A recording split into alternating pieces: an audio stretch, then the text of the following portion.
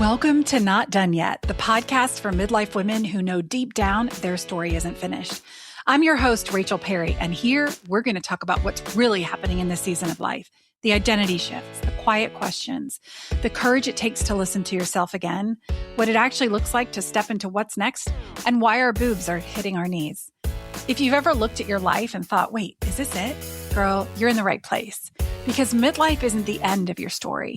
It's the moment you start paying attention to it. So take a breath and let's talk about what's really going on and what you want to do with it. Because sister, you are not done yet.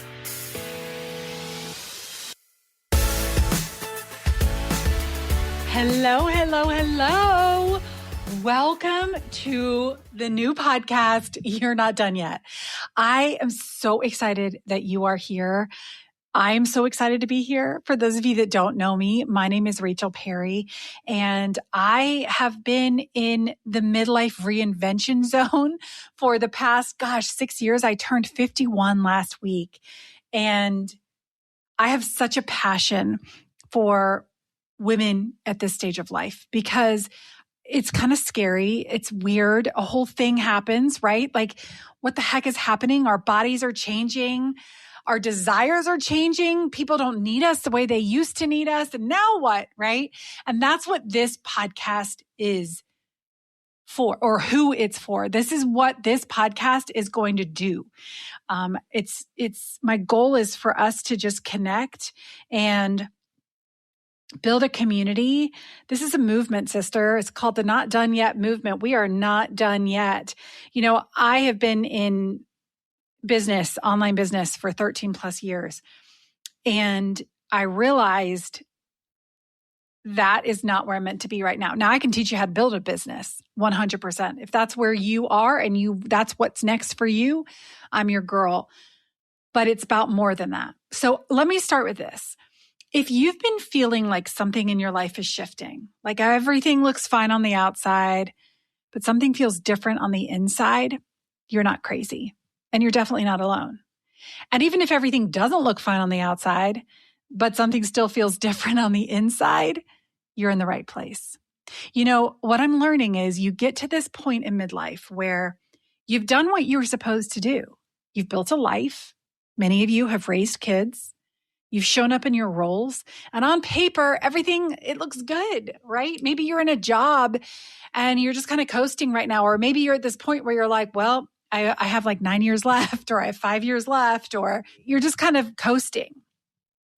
Or some of you might be in this stage where you've had some big things that you've had to walk through, and you're sort of in this recovery space. Maybe you're newly divorced. Maybe you are recovering from cancer. Maybe you've lost a parent.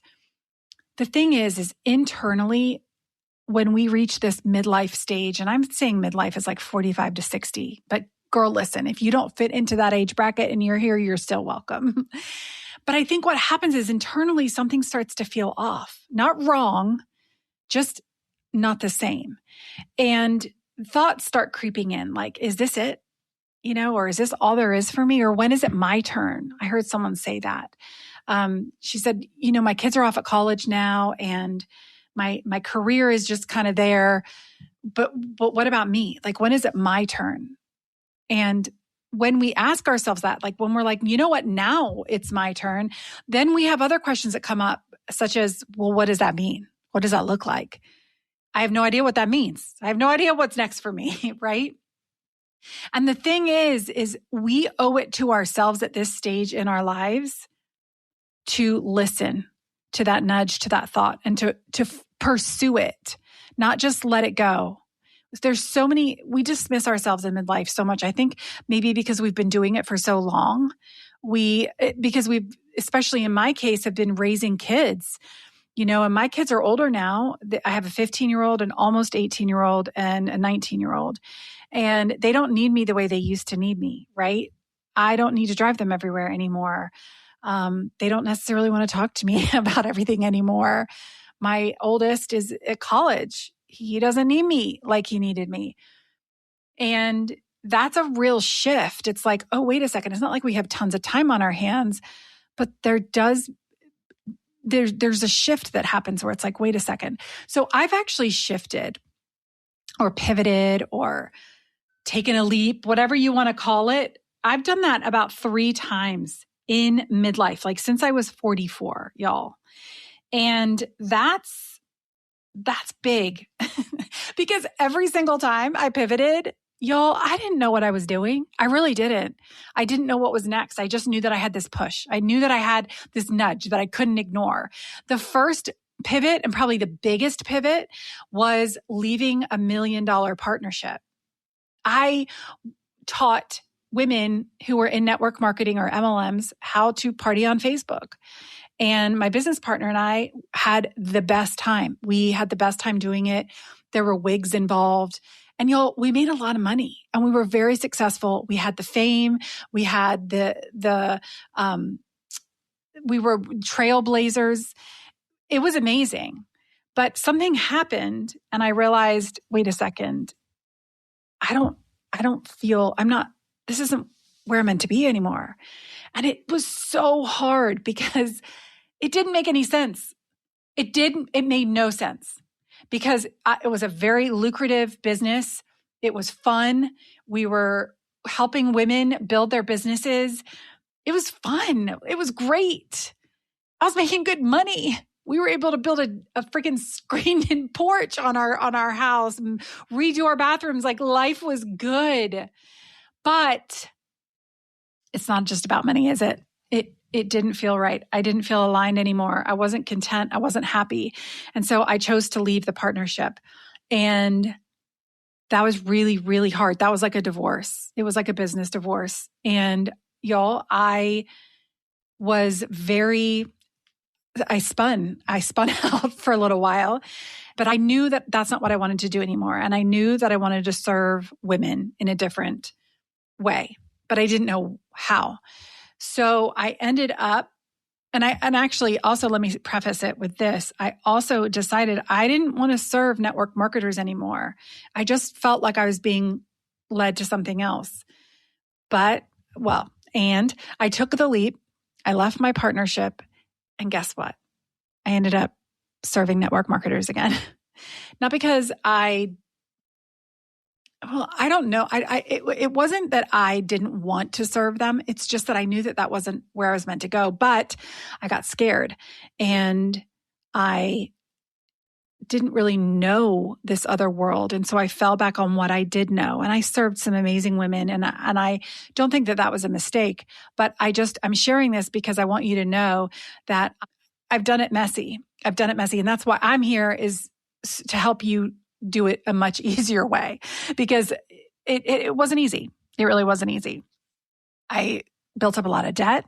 I, still didn't feel fully content and fully aligned, but I kept going because I was able to serve some amazing women. But then when I turned, I think it was like 48 or 49, I thought, you know what? I'm just still not, I don't really want to teach people how to build their network marketing businesses anymore. This is why I left my partnership. I need to listen to this nudge because the nudge was getting loud. So then what I did is I decided, well, you know what? Network marketers, it was around the time that so many companies were just closing and they weren't giving anyone any warning. And so people were literally losing everything from their network marketing companies because the companies just closed without warning. And these were women who were leaders and they were relying on that income to pay their mortgages, to pay for their kids' schools, to pay for their car payments. And it was hugely demoralizing, terrifying, all the things. And I thought, I can't sit by and watch this happen. The network marketing industry is not something that you can rely on anymore. And so I decided that I was going to lean into teaching network marketers how to build a backup plan, how to have something on the side. Well, I did that and I loved it, but something wasn't right and something wasn't connecting. And I think part of it is that oftentimes people who are in network marketing, it's hard to see the other side because that business takes so much of your time. You don't really have time to build something on the side. Okay, because the network marketing business kind of was the side, right? That was the side gig. And for many, that's what's become their full-time job, except they're just not being paid full-time wages. So anyway, when I turned 50, I thought, okay, this isn't it either. This isn't it. And I felt so ridiculous because I've been trying all these things. It felt like I was throwing spaghetti at the wall, but not just like one or two pieces. I was getting a whole saucepan full of spaghetti. I was throwing at the wall. It was everywhere.